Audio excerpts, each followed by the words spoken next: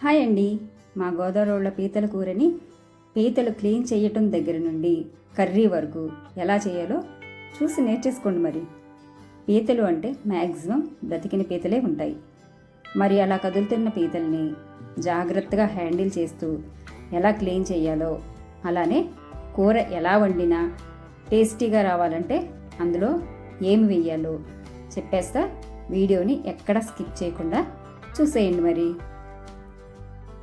నేనైతే ఈ కర్రీని మా పక్కింటి ఆంటీ దగ్గర నేర్చుకున్నాను. ఆ ఆంటీ చాలా బాగా వంటలు చేస్తారు. చాలామంది బాగా వంటలు చేస్తారు, అది కామన్. కానీ ఈ ఆంటీ స్పెషల్ ఏంటంటే ఒక్కొక్కసారి కూర కానీ ఏమైనా పిండి వంటలు కానీ చేయటంలో ఫెయిల్ అవుతూ ఉంటాం. అటువంటప్పుడు మనం కొంచెం కంగారు పడతాం. కానీ ఈ ఆంటీ మాత్రం ఫెయిల్ అయిన కూరకి మరింత టేస్ట్ వచ్చే కొన్ని టెక్నిక్స్ వాడి దాని టేస్ట్ని ఇంకా పెంచేస్తారు. అది అందరికీ రాదు. నేనైతే ఈ కర్రీని ఆ ఆంటీ దగ్గరే నేర్చుకున్నాను, కొన్ని సీక్రెట్స్ టిప్స్తో. సరే అండి, అసలు విషయం ఏంటంటే పీతలు చేయాలి అంటే కొంచెం ధైర్యం, కొంచెం పీతని హ్యాండిల్ చేసే విధానం తెలియాలి. మీలో ఎంతమందికి బతికిన పీతల్ని చేయటం వచ్చు నాకు కామెంట్ పెట్టండి. నాకైతే వచ్చు. కొంచెం భయపడతాను, కానీ జాగ్రత్తగా చేస్తాను. అసలు పీతల్ని క్లీన్ చేయాలి అంటే దాన్ని ఇలా కట్టేసి ఉండాలి, లేకపోతే చాలా కష్టం. నాకైతే వీటిని క్లీన్ చేసినంతసేపు ఒక చిన్నపాటి సర్జరీ చేసిన ఫీలింగ్ అయితే వస్తుంది. అది సక్సెస్ అయితే ఓకే, లేకపోతే దాని చేతులతో మనల్ని వదులు అన్నా వదలకుండా గట్టి షేక్ హ్యాండ్ అయితే ఇస్తుంది. ఒక్కసారి పట్టిందంటే వదలదు. ఏదేమైనా హ్యాండిల్ చేయటం తెలిస్తే చాలు. అది భార్యని అయినా, భర్తని అయినా, పీతనైనా, లేదా ఇంకే పని అయినా ఈజీగా చేసేయచ్చు. అవునంటారా కాదంటారా? పీతల్ని క్లీన్ చేసేటప్పుడు నేను ఈ 2 వస్తువులను అయితే ఉపయోగిస్తా. ముందు కాళ్ళని అయితే తీసేసుకోవాలి. తర్వాత వీడియోలో చూపిస్తున్నట్టు దాని చేయి దగ్గర ఇలా కొట్టి దాని చేతిని తీసేసుకోవాలి. ఇక్కడే మనం చాలా జాగ్రత్తగా డీల్ చేయాలి. ఇక్కడ చూపిస్తున్నట్టు దాని చేతిని అయితే గట్టిగా కొడితే అదైతే ఊడిపోతుంది. చూసారు కదా, అలా వచ్చేస్తుంది. తర్వాత రెండో చేతిని జాగ్రత్తగా పట్టుకొని ఆ తాడుని తీసేసి, అంటే లూజ్ చేసేసుకొని ఆ రెండో చేయిని కూడా వెనక్కి మెల్లి తిప్పి తీసేసుకుంటే వచ్చేస్తుంది. ఇదిగోండి, ఇలా మనం పీత నుంచి చేతుల్ని కాళ్ళని ముందు వేరు చేసేసుకోవాలి.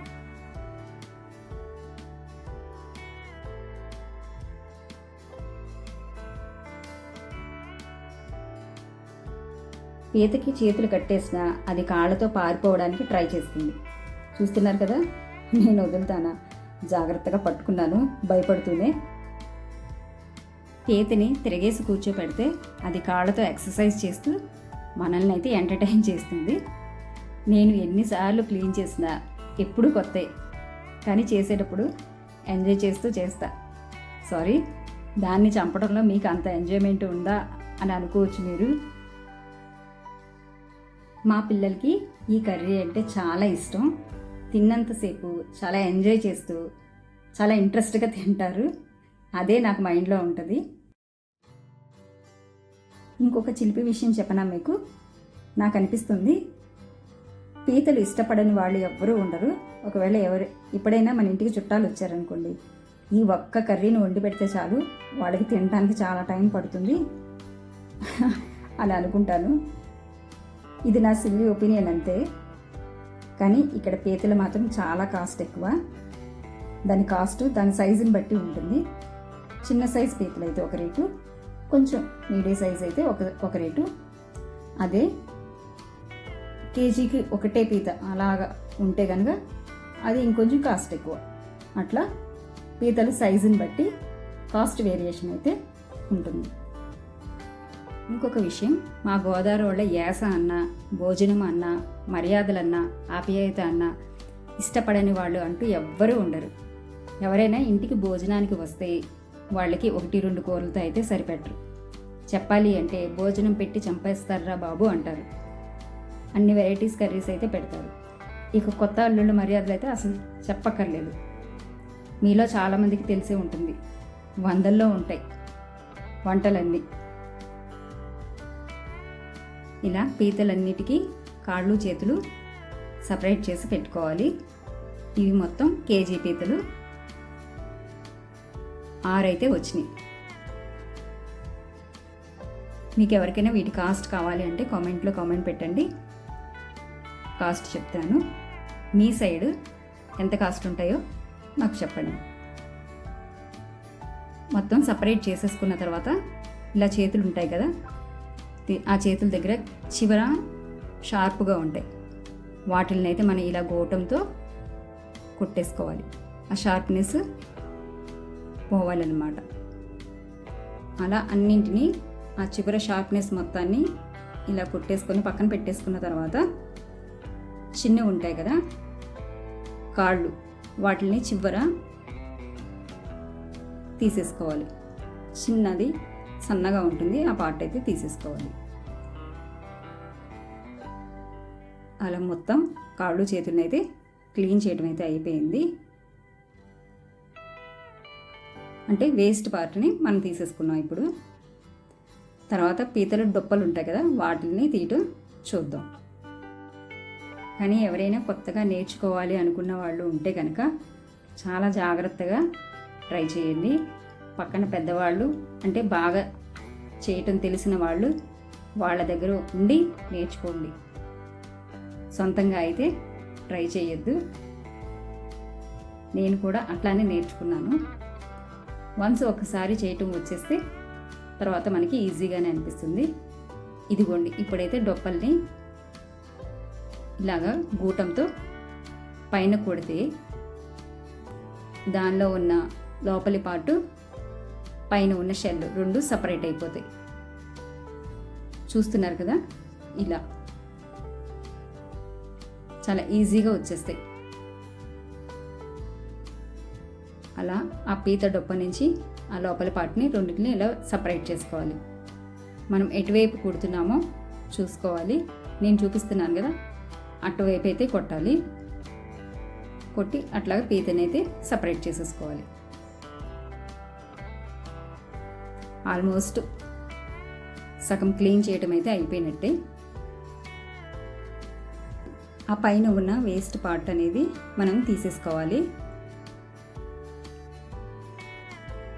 అలా మొత్తం ఉన్న వేస్ట్ అంతా అన్ని పీతలకి క్లీన్ చేసేసుకొని తర్వాత మనం వాటర్తో వాష్ చేసేసుకోవటమే. పీతల్ని ఇంతవరకు చేయటం వచ్చిన తర్వాత నాకేమనిపిస్తుందో తెలుసా, ఆపరేషన్ సక్సెస్ పేషెంట్ డెడ్ అన్న డైలాగ్ అయితే గుర్తొస్తుంది.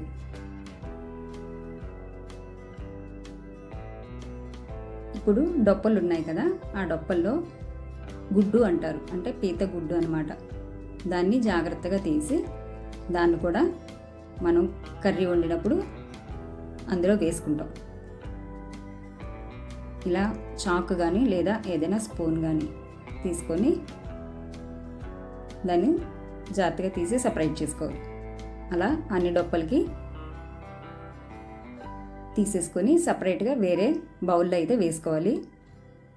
ఎందుకంటే ఇది చాలా జాగ్రత్తగా వాష్ చేసుకోవాలి, లేకపోతే జారిపోద్ది, జెల్లీలా అనిపిస్తుంది.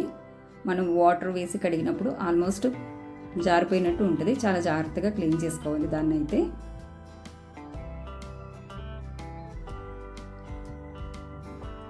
ఇదిగోండి, మొత్తం పీతల్ని క్లీన్ చేయటం సెక్షన్ అయితే కంప్లీట్ అయిపోయింది. ఇప్పుడైతే వాటర్తో వాష్ చేస్తున్నాను. ఇక దీన్ని కూర ఎలా వండాలో మా గోదావరి వాళ్ళ స్టైల్లో దాన్ని కూడా చూసేద్దాం. నేనైతే ఇక్కడ ఒక్కసారి వాష్ చేయటమే చూపిస్తున్నాను. 4-5 సార్లు నేనైతే వాటర్తో వాష్ చేశాను. మీరు కూడా అట్లానే 4-5 సార్లు శుభ్రంగా కడిగేసుకోండి. ఇంకొక విషయం ఏంటంటే, మనం పీతల్ని క్లీన్ చేసిన వెంటనే వండేసుకోవాలి, లేకపోతే పీతలు నీరు వచ్చేస్తాయి, టేస్ట్ బాగోదన్నమాట. ముందుగా బాండీ పెట్టుకొని ఒక 4 టేబుల్ స్పూన్స్ ఆయిల్ అయితే వేసుకోండి. కూర మాత్రం స్కిప్ చేయకుండా చూడండి, ఎందుకంటే దీంట్లో వేసే కొన్ని సీక్రెట్స్ టేస్ట్ని ఎలా పెంచుతాయో తెలుసుకోవడానికి. ముందు నేను కొన్ని మెంతులను అయితే వేశాను. అలాగే 4 పెద్ద సైజు ఉల్లిపాయలు, ఒక 6 పచ్చిమిర్చి చీలికలుగా చేసుకొని వాటిని అయితే ఆయిల్లో వేసేసాను. మెంతులు కొంచెం వేగితే సరిపోతుంది, బాగా వేగక్కర్లేదు. జస్ట్ వేసిన ఒక 2 సెకండ్స్కి మనం ఉల్లిపాయలు వేసేసుకోవచ్చు. అలానే కొంచెం సాల్ట్ వేసేసుకొని ఉల్లిపాయలు మనకి ఎర్రగా వచ్చే వరకు వేయించుకోవాలి. ఇప్పుడు ముక్కలన్నింటినీ ఒకసారి గరిటతో కలిపేసుకొని మూత పెట్టేసామనుకోండి. ఒక 5 మినిట్స్ తర్వాత మళ్ళీ మూత తీసి చూసుకొని మళ్ళీ ఒకసారి కలుపుకోండి. అలా ముక్కలు బాగా బ్రౌన్ షేడ్లో వచ్చే వరకు వేయించుకోండి. ఇలా వేగిన తర్వాత మనం దీనిలోకి శుభ్రంగా కడిగి పెట్టుకున్న పీతలను అయితే వేసేసుకోండి.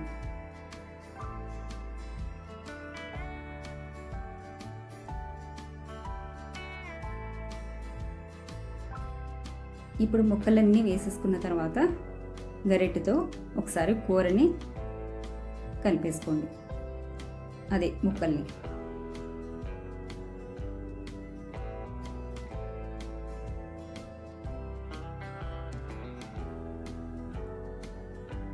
బాగా కలిపేసుకొని 1 నిమిషం పాటు మళ్ళీ మూతనైతే పెట్టేసుకోండి.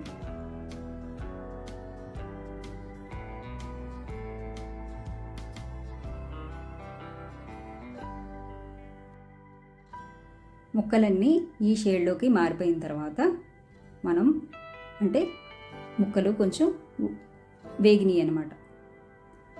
ఇప్పుడు దీనిలోకి మనం సరిపడా పసుపు, కారం, అలాగే ఇంకొంచెం ఉప్పు వేసుకోవాలి. పసుపు కొంచెం ఎక్కువ వేసాను, నేను కొంచెం ఎక్కువే వాడతాను.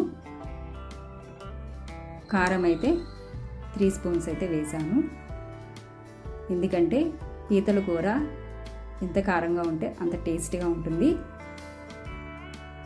మీకు కారం బాగా ఎక్కువగా అనుకుంటే కనుక ఎక్కువ అనిపిస్తే కొంచెం తగ్గించుకోండి, మీ టేస్ట్కి తగ్గట్టు కారాన్ని అయితే వేసుకోండి. ఇప్పుడు ఇంకొకసారి మొత్తం ముక్కలు అన్నింటినీ అటు ఇటు కలిపేసుకుందాం.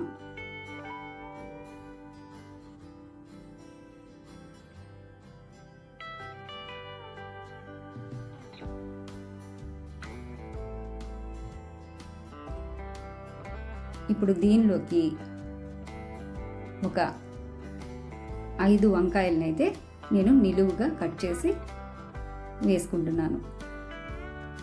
ఈ కూరలోకి ఇంకొక టేస్టీ ఇంగ్రీడియంట్ ఏంటంటే ఈ వంకాయలే అన్నమాట. పీతల కూరలో వంకాయలు చాలా టేస్ట్ ఉంటాయి. ఆ టేస్ట్ నచ్చిన వాళ్ళు ఫస్ట్ పీతని కన్నా వంకాయనే వేసుకొని తింటారు. నేనైతే అంతే, వంకాయ అంటే నాకు పీతల కూరలో వంకాయ అంటే చాలా ఇష్టం. ఇలా వంకాయలు వేసుకున్న తర్వాత ఒకసారి కలిపేసుకోండి, ఎందుకంటే మళ్ళీ అవి చేదొస్తాయి కదా. ఇలా కలపడం వల్ల దానికి ఉప్పు కారం పట్టి వంకాయకి చేదు రానివ్వదు. ఇప్పుడు నేను ముందుగా తీసి పెట్టుకున్న చింతపండు పులుసుని అయితే కూరలో వేసేస్తున్నాను. ఒక 100 గ్రామ్స్ వరకు చింతపండు అయితే పడుతుంది. పీతల కూరలో మనం ఎంత వాటర్ వేసినా అది ఆ పీత డొప్పల్లో ఆ పులుసునంతా దాచేసుకుంటుంది పీత. నేను వేసిన వాటర్ అయితే సరిపోదు, పులుపు అయితే సరిపోతుంది. ఇంకొంచెం వాటర్ అయితే మళ్ళీ వేస్తాను. వేసి ఇంకా కూర మొత్తం మనకి దగ్గరగా అయ్యే వరకు ఉడికించుకోవాలి. ఇంకొక 2 సీక్రెట్స్ అయితే ఇందులో వేయాల్సినవి ఉన్నాయి. కొంచెం ఉడికిన తర్వాత వేసుకుందాం వాటిని. ఇదిగోండి, ఇంకొంచెం వాటర్ని అయితే నేను వేసాను. మనం పీతల కూరలో ఎంత వాటర్ వేసినా కనిపించదు మనకి కూర అయ్యేటప్పటికి.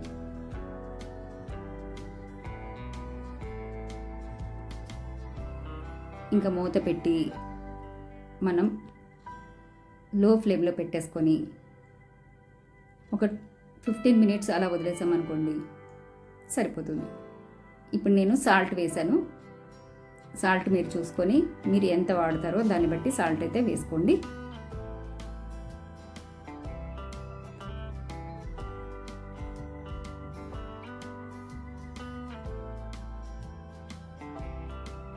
కూర చూసారా ఎంత బాగా ఉందో.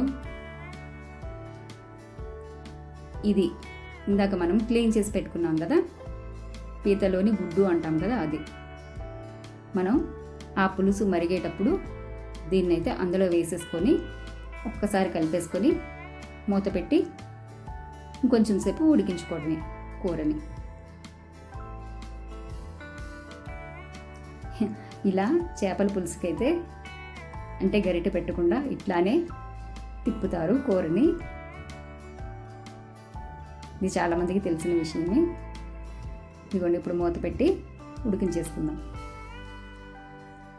15 నిమిషాల తర్వాత చూసారా పులుసు ఎంతవరకు అయిందో. ఇప్పుడు దీనిలో నేను కొంచెం అల్లం వెల్లుల్లి పేస్ట్ చాలా కొంచెం వేసాను, అంత కొంచెం వేసుకుంటే సరిపోతుంది, ఎక్కువ వేసుకోకూడదు. స్పూన్లో ఒక పావు వంతు. అలాగే కరివేపాకు, కొంచెం కొత్తిమీర కూడా వేసేసుకొని ఒకసారి కలిపేసుకోవాలి.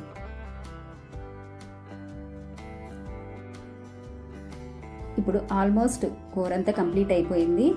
ఇంకా 5 మినిట్స్లో దించేస్తున్నాము అనగా చూస్తున్నారు కదా, చాలా కొంచెం బెల్లం పౌడర్ వేసామా లేదా అన్న పేరుకు మాత్రమే వేసుకోవాలి. ఇది ఇంకొక సీక్రెట్, దీనివల్ల కూరకి మరింత టేస్ట్ అయితే వస్తుంది. ఓకే ఫ్రెండ్స్, ఈ కర్రీ వండటం, పీతల్ని చేయటం మీకు ఎలా అనిపించిందో నాకు కామెంట్ సెక్షన్లో కామెంట్ చేసి చెప్పండి. ఈ వీడియో కనుక మీకు నచ్చినట్లయితే please like, share and subscribe.